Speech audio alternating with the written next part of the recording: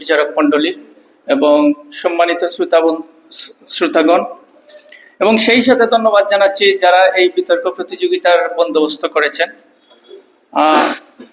আমার বিষয় হচ্ছে আগামী বাংলাদেশ বিনির্মাণে আমার ভূমিকা, যেটা আমি নিজ থেকে স্বপ্ন দেখি যে একজন স্টেটমেন্ট হয়ে।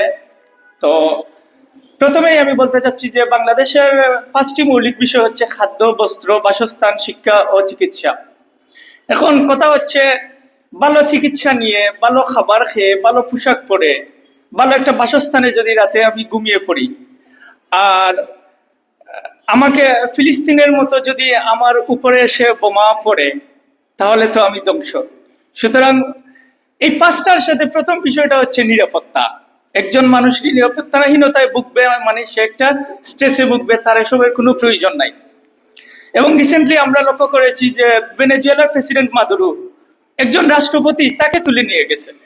সুতরাং আমাদের যদি স্টেটমেন্টকে তুলে নিয়ে নেয় এবং আমাদেরকেও যদি ফিলিস্তিনের মতো মরতে হয় জনগণের মতো, তাহলে আপনি দেখেন কোথায়। সুতরাং আমাদের মিলিটারি খাতকে অনেক উন্নত করতে হবে, প্রচুর সৈনিক নিয়োগ দিতে হবে, উন্নত প্রযুক্তি বিভিন্ন দেশ থেকে আমদানি করতে হবে।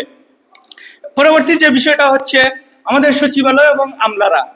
বরাবর আমি দেখেছি যে মেজর ডালিমের বইয়ের ইতিহাস পড়ে আমি যেটা দেখেছি, একটা লাইন স্পষ্টভাবে উল্লেখ আছে যে বিগত 54 বছরে 71-এর পরবর্তী সময়ে প্রত্যেকটা সরকারের সাথে যে রাজনীতিবিদগণ, উনাদের সাথে সচিবালয়ের আমলারাও 50% দুর্নীতির সাথে জড়িত, কিন্তু উনারা বরাবর বেঁচে যায়, বহাল থাকে অবস্থানে, কিন্তু রাজনীতিবিদরা পালিয়ে যায়। কিন্তু মূলত 50% সেই প্রবলেমটা আমাদের দেশে বরাবর থেকেই যায়। এখন আসি আমাদের দেশের কিছু সার্বিক ব্যবস্থাপনা, যেমন খাল বিল এবং কৃষি ব্যবস্থা।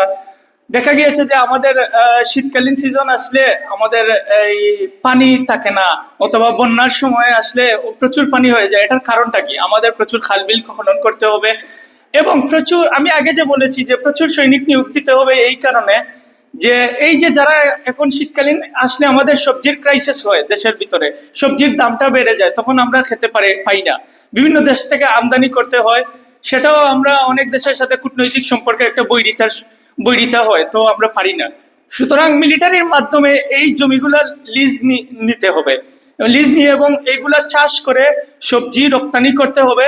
এবং বিনিময়ে কৃষকরা তাদের জমির বিনিময়ে কি পাবেটা হচ্ছে ওরা যে পরবর্তীতে বৈশাখ এবং অগ্রহায়ণ মাসে যে কৃষি ক্ষেত্রে করতে আসে, সেই ক্ষেত্রে ওরা সার পাবে বিনামূল্যে। এবং যোগাযোগ ব্যবস্থার ক্ষেত্রে আমরা যেটা লক্ষ্য করেছি যে যেই দেশের যোগাযোগ ব্যবস্থা যত উন্নত, সেই দেশ তত সমৃদ্ধ। এবং ফাইনালি আমি বলতে চাই যে মৌলভীবাজারে ইউরেনিয়ামের খনি পাওয়া গেছে। যদি আমি একজন স্টেটমেন্ট হই, তাহলে বাংলাদেশকে আগামীতে একটা পরমাণু শক্তিধর রাষ্ট্রে, এবং শুধু এমনিতে মুখে বললে হবে না, রিসার্চ এবং গবেষণায় অনেক ইনভেস্টমেন্ট আমাদের প্রয়োজন, এবং আমরা সেটাকে কাজে লাগাবো ইনশাল্লাহ। ধন্যবাদ।